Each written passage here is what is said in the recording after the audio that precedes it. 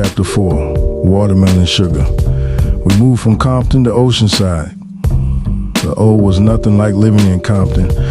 We stayed at my grandma's house, and she lived in the suburbs where there wasn't too much gang and drug activity. I went to North Terrace Elementary down the street from her house on Santa Rosa Drive. North Terrace was on the Marine Base Camp Pendleton, so both military and civilian children attended. In 1990, I liked a song by Digital Underground called The Humpty Hump Dance.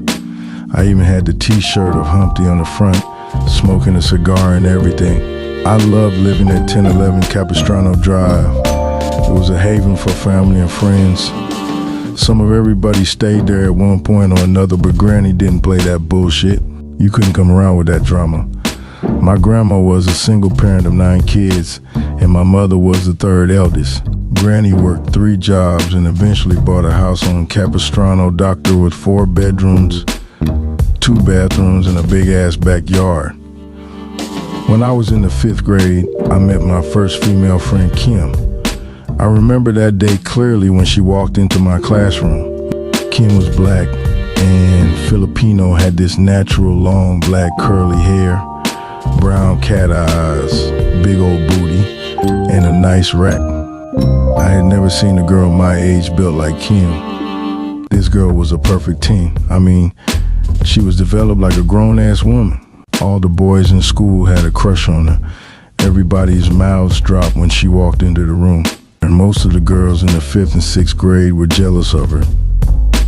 Whoever was the hottest thing before she came, there wasn't any longer.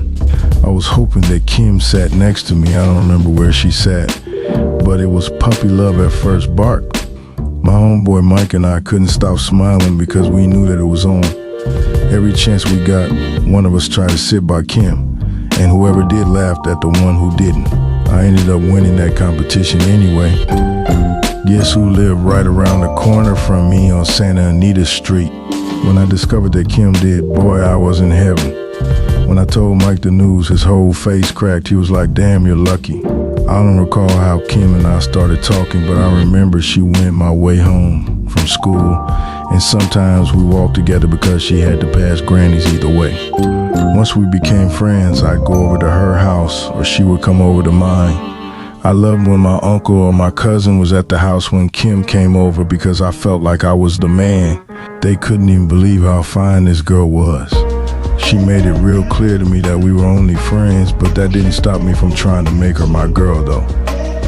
I spent more time with Kim than any other boy in my school, so I was cool with that. One time, I saved up my allowance and bought 2 gold chains. I gave them to Kim on Valentine's Day, and that shit turned her whole neck green. She was mad as hell, but I was only 10 years old. I didn't know any better. I thought the chains were real gold.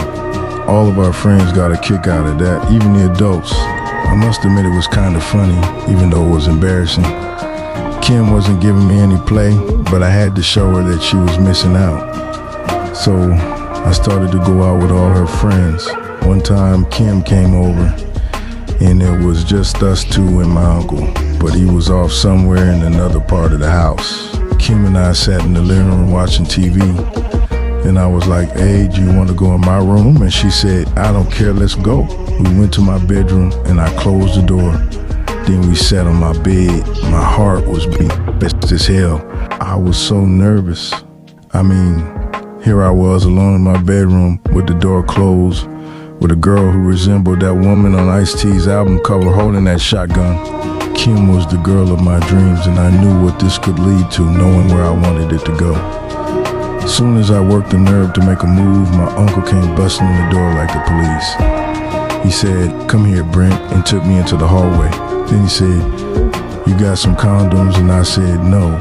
Then he told me, well, you don't need to be in the room with her. When I walked back to the room, Kim was like, I'm about to go home. So I didn't find out how far things could have gone that day.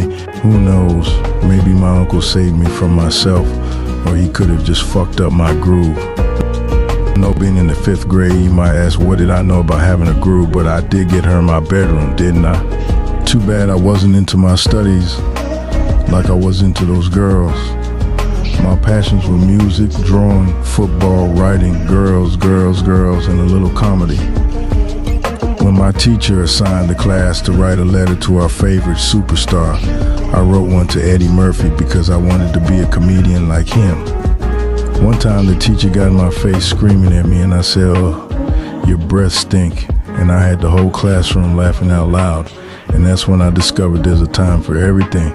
Well, you live and you learn.